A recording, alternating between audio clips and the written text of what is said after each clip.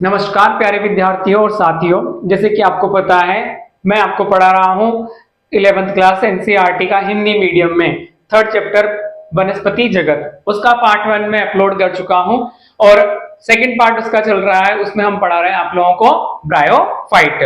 तो थंबनेल में आप लोगों को दिखाई दे रहा होगा ब्रायोफाइट, मॉस एंड लीवर। ये ब्रायोफाइट को टू पार्ट में डिवाइड किया गया है।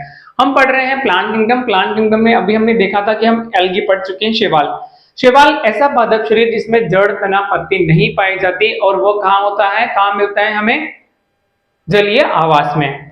अब सारे पौधे जलीय आवास में तो नहीं रहेंगे, उसमें से कुछ पौधे ऐसे होंगे जलीय आवास से निकलकर स्थलीय आवास पर आएंगे। तो कारा ने सबसे पहले ये हैबिट शो करी थी ये कि वह जल से निकलकर कहाँ आए, स्थल पर आए। इसी प्रकार ये स्थल पर आए, लेकिन इनको जनन के लिए अभी भी क्या है, जल की आवश्यकता होती थी। तो ब्रायोफाइटा को हम पादप जगत का उभयचर भी कहते हैं, क्योंकि इसमें जड़, तना और पत्ती के समान संरचनाएं तो पाई जाती हैं और जनन के लिए जल की आवश्यकता होती है। तो पढ़ते हैं एनसीईआरटी से लाइन टू लाइन। देखो इधर, आज का जो हमारा टॉपिक है ब्रायोफाइट, एनसीईआरटी में दिया हुआ है एज इट इज। देखो इधर, यहां से स्टार्ट कर रहे हैं। ब्रायोफाइट, ब्रायोफाइटा में मोस तथा लिवरवर्ट आते हैं जो प्राय पहाड़ियों में नम तथा छायादार क्षेत्रों में पाए जाते हैं।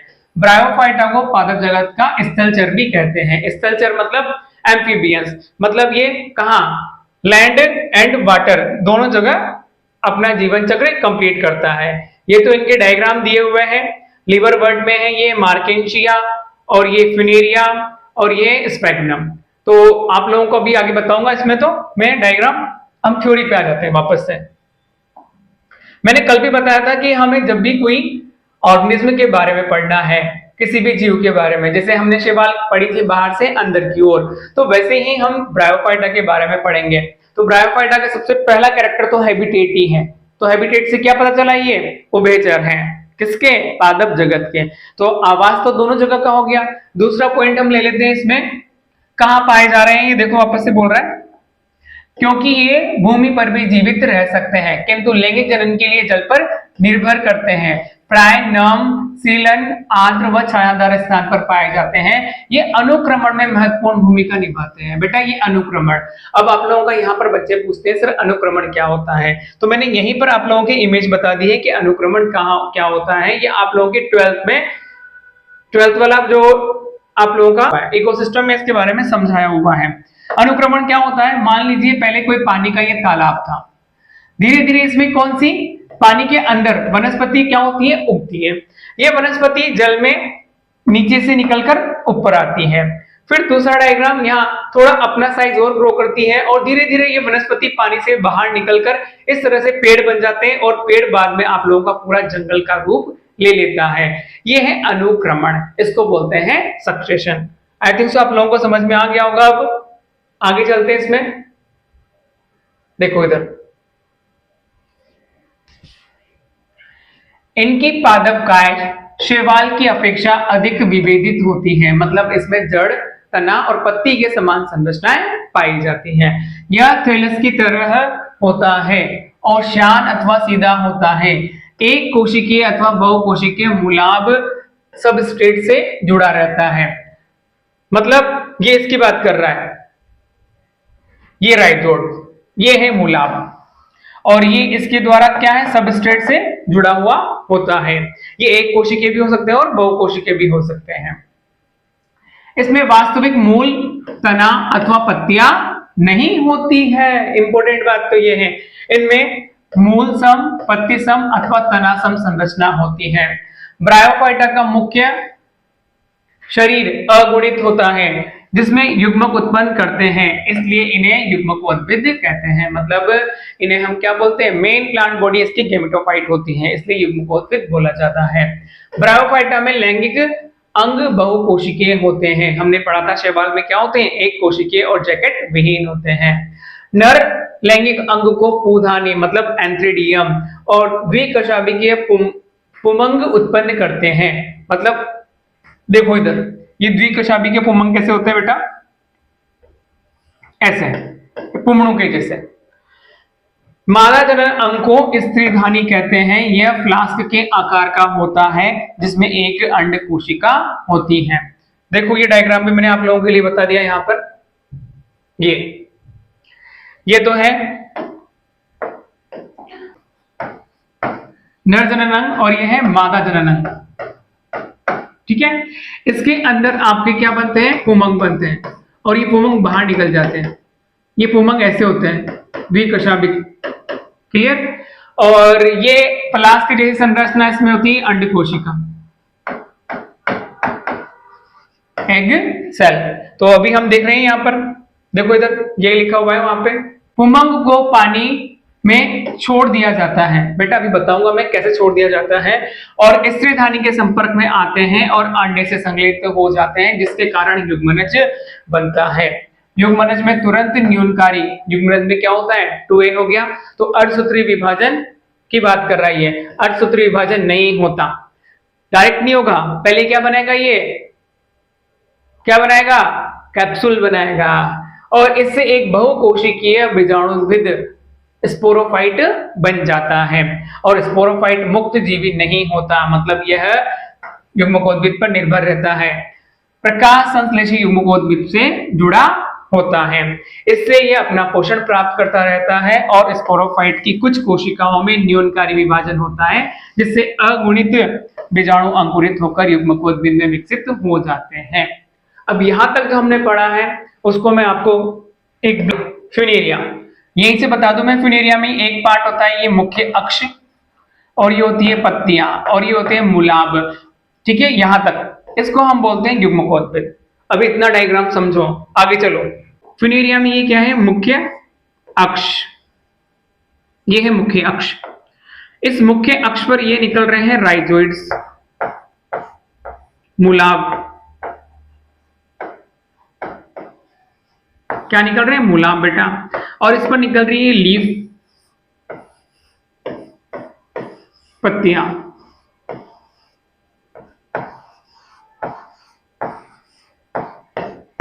ये यहां तक क्लियर बेटा। ये जो सारी संरचना है ना वो क्या है, हैप्लॉइड है, मतलब यहां से लेकर यहां तक अगुणित है, हैप्लॉइड है। लेकिन इसी प्लांट में मैं बात करूं दो शाखाएं होती हैं, एक तो होती है नर शाखा और एक होती है मादा शाखा। अभी हम लोगों ने फ्लास्क बनाया था और नर युग्मकोद्भिद वाली संरचना बनाई थी। अभी मैं बता दूं यहां पर नर युग्मकोद्भिद वाली संरचना यहां पर बना देता हूं मैं। कैसे बनाई थी हम लोगों ने, ऐसी थी ये नर युग्मकोद्भिद वाली संरचना। इधर देख लो, यहां पर ये शाखा है तो इस पर भी लीफ होगी और इसमें हमने बता देते हैं कि पोमड़ू बनेंगे। क्या बनेंगे, एंथ्रेडिया। ये है नर युग्मकोद्भिद,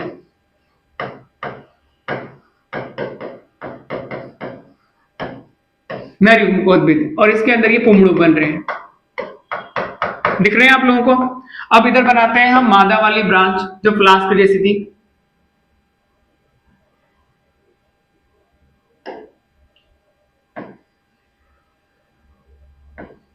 इस तरह से फ्लास्क के समान इसमें यहां पर भी कोशिकाएं होती हैं जिसको नेक कैनाल सेल बोलते हैं, एनसीसी। और इसमें एक एग सेल होती है, ये एग सेल बना दी मैंने, अंड कोशिका। ये है मादा और ये अंड कोशिका, अंड सेल। बेटा अब यहां तक समझ लेना। अब इसमें क्या है, इसमें कोई प्रॉब्लम नहीं आ रही होगी आपको। ये दो ब्रांच है, मतलब फ्यूनेरिया पे दो ब्रांचें निकल रही हैं और इसमें से ये पुमड़ू बाहर निकलेंगे। ये पुमड़ू ऐसे बना दिए मैंने, ये पुमड़ू द्विकशाभिक वाले, ये पुमड़ू है या पुमंग जिसको बोल रहे हैं हम। एनसीईआरटी में क्या लिखा हुआ है, पुमंग। अब इसके ऊपर बारिश आती है बेटा, बारिश मतलब पानी, पानी आएगा तो यहां से ये जो पुमड़ू है निकलकर कहां चले जाएंगे, यहां पर। ये कौन सी संरचना है बेटा, ये भी क्या है, अगुणित हैप्लॉइड। और अंड कोशिका भी क्या है, अगुणित हैप्लॉइड। अब इस डायग्राम को ही और ध्यान से देखो,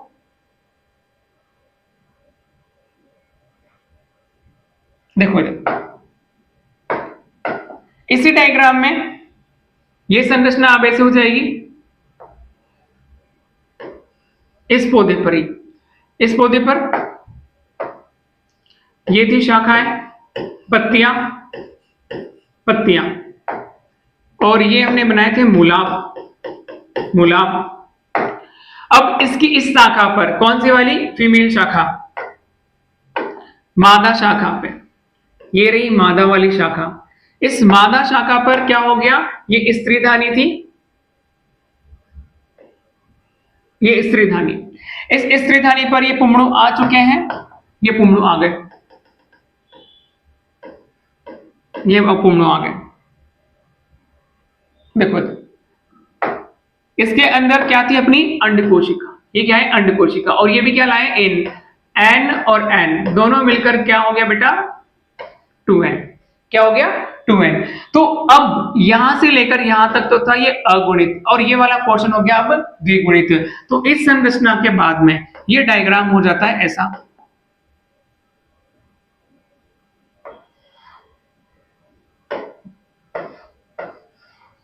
ये तो मूलाप, ये पत्तियां,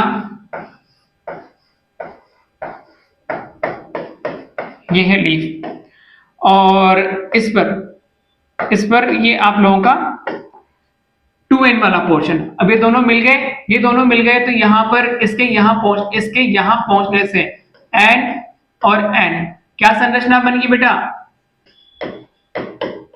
निषेचन, निषेचन से क्या बन गया युग्मनज, और इस युग्मनज में क्या बनाया इसने, कैप्सूल, बीजाणु। इस तरह से ये बीजाणुद्भिद का निर्माण कर लेता है, कैप्सूल का निर्माण कर लेता है बेटा। किसका निर्माण कर लेता है, कैप्सूल का। तो इसमें 3 पार्ट होते हैं, फुट, सीटा, कैप्सूल, फुट, सीटा, कैप्सूल। और इस कैप्सूल के अंदर संरचना होती है ऐसी,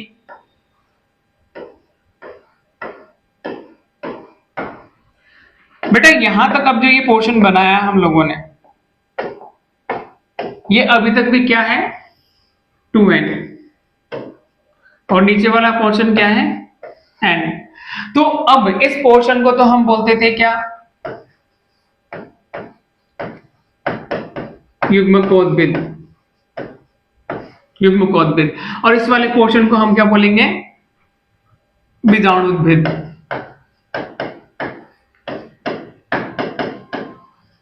बीजाणुद्भिद क्या है, ये बीजाणुद्भिद मतलब स्पोरोफाइट 2n, और ये क्या है n, हैप्लॉइड। क्लियर है बेटा यहां तक आप लोगों का। अब हम बात कर रहे हैं कि इसके अंदर ये क्या है, बीजाणु मात्र कोशिका। इस कैप्सूल के अंदर ये क्या है, बीजाणु मात्र कोशिका। अब लाइट ऐसे चलेगी, बीजाणु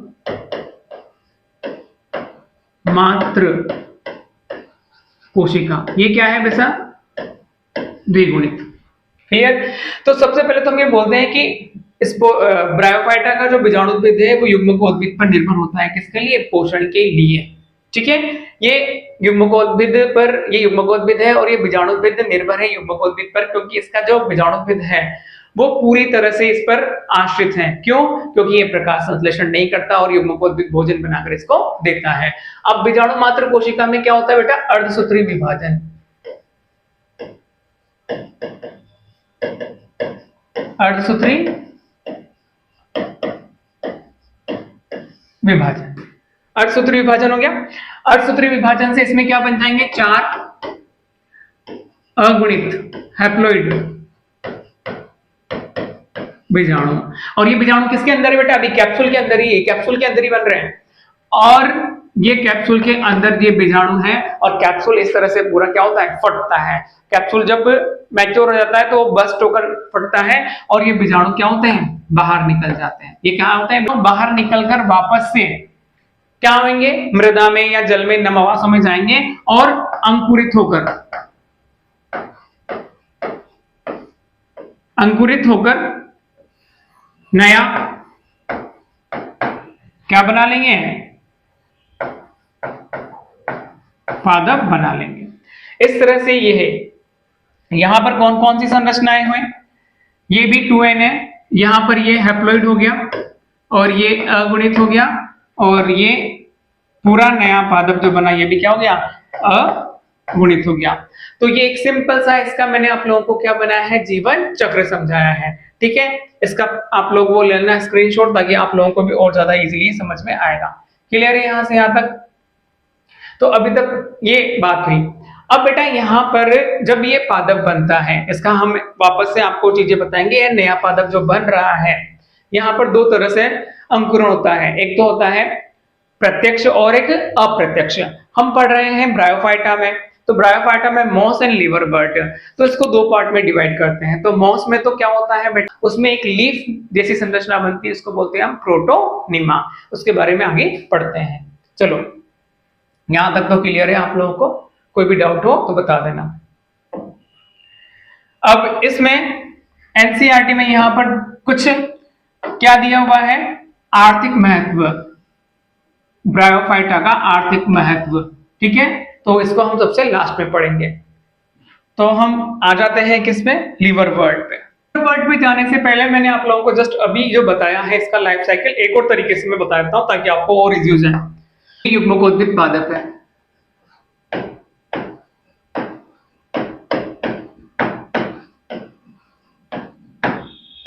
युग्मकोद्भिद पादप क्या होता है, हैप्लॉइड। इस युग्मकोद्भिद पादप पर जनन अंग बनते हैं, नर जनन अंग,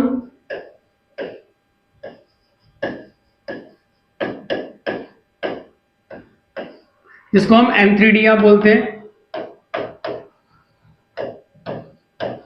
या पूधानी बोल देंगे, एंथ्रीडियम।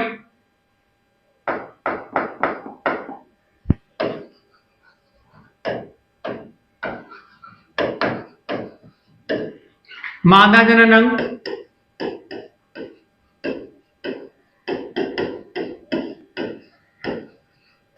ऊगोनियम। अब इसमें क्या बन रहे हैं अपने, पुमंग। इसमें क्या बन रही है, अंड कोशिका। ये दोनों मिलेंगे कौन से प्रोसेस के थ्रू बेटा, निषेचन के थ्रू। क्या होगा, निषेचन।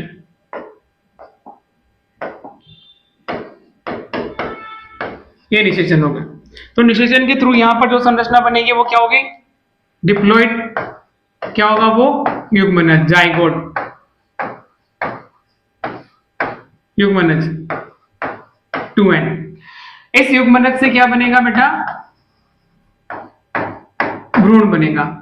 इस भ्रूण से क्या बनेगा, बीजाणुविद। बीजाणुविद भी कैसा है, 2n। और इस बीजाणुविद में बेटा 3 पार्ट होते हैं। कौन कौन से पार्ट होते हैं, फुट, सीटा, कैप्सूल। कैप्सूल। और इस कैप्सूल के अंदर, इस कैप्सूल के अंदर क्या होती है, बीजाणु मात्र कोशिका। इसमें क्या होता है बेटा, अर्धसूत्री विभाजन।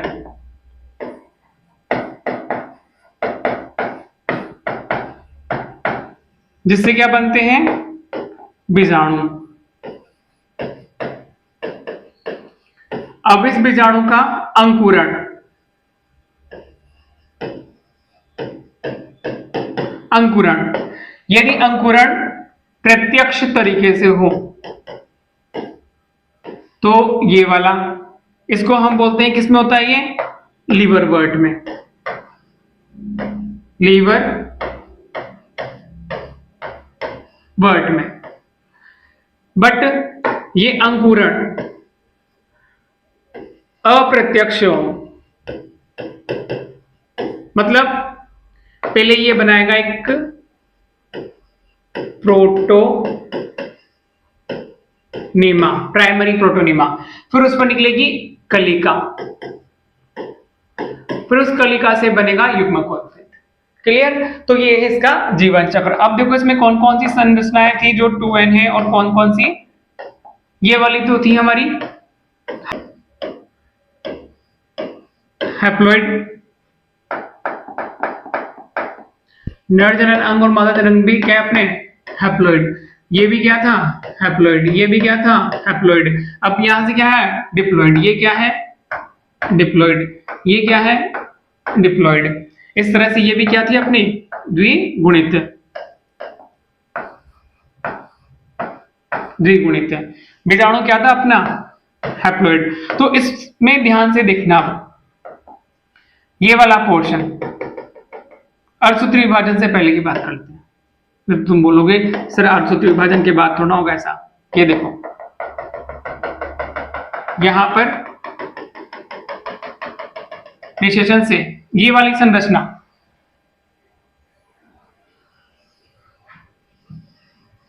ये क्या है बेटा 2n और ये क्या है n। तो इस तरह से इसमें जो जीवन चक्र होता है हैप्लोडिप्लॉन्टिक होता है, हैप्लोडिप्लॉन्टिक। ये किसका ब्रायोफाइटा का जीवन चक्र। तो लीवरवर्ट में आप लोगों का हम बात कर रहे हैं कि प्रत्यक्ष अंकुरण होगा, और मॉस में किसमें बेटा मॉस में अप्रत्यक्ष अंकुरण होता है, अप्रत्यक्ष। तो अब यहाँ पर ये बात समझ में आ गई कि जो इसकी ये वाली क्लास है लीवरवर्ट, तो ये पहले है और उसके बाद में डेवलप्ड वाली कौन सी है मॉस। तो जो ज्यादा विकसित संरचनाएं मिलेगी वो हमें किसमें मिलेगी मॉस में मिलेगी, और लीवरवर्ट क्या होगी थोड़ी कम विकसित होगी। तो इनका कंपैरिजन करते टाइम हम पढ़ेंगे लीवरवर्ट थोड़ा कम विकसित है और मॉस क्या है ज्यादा विकसित है। तो संख्या में लीवरवर्ट ज्यादा मिलेंगे और मॉस संख्या में थोड़े कम। देखो यहाँ पे लीवरवर्ट प्राय नम छायादार स्थानों जैसे कि नदियों किनारे, दलदले स्थान, गीली मिट्टी, पेड़ों की छालों आदि पर उगते हैं। लीवरवर्ट का पादप शरीर थैलस के समान जैसे कि मार्केंशिया होता है।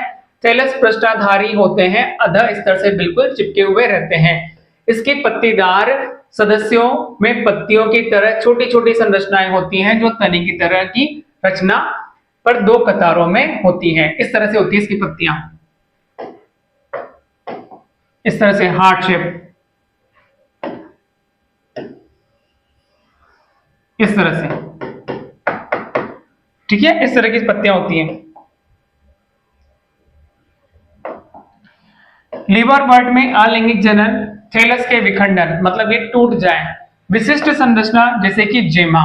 इंपॉर्टेंट बात है बेटा जेमा, हरी बहुकोशिकीय अलैंगिक कलिका होती है।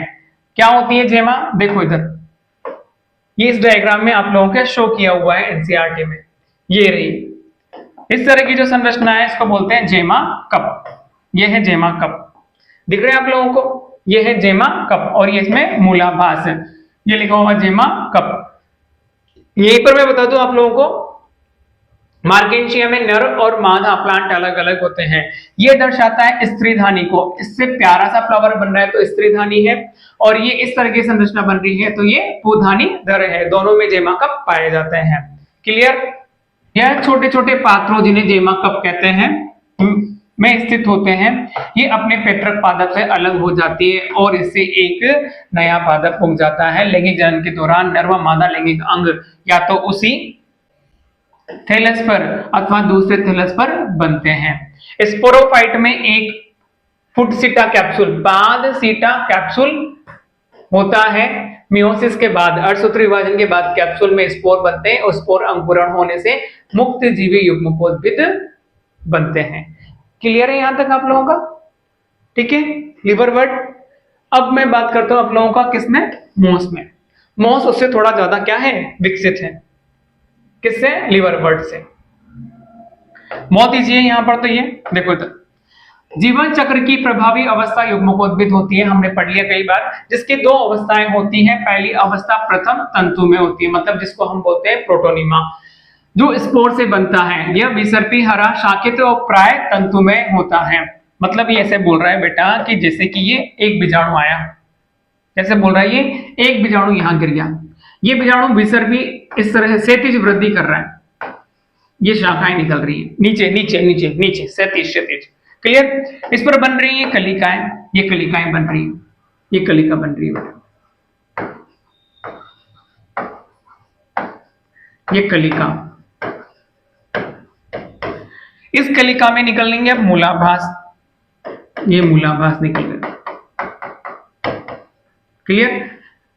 अब इसको ही बोल रहे हैं हम प्रोटोनिमा। देखो अब इस पे पत्तियां आ जाएंगी तो ये प्रोटोनिमा कहलाएगा। इस पे पत्तियां लगा दो आप लोग, ये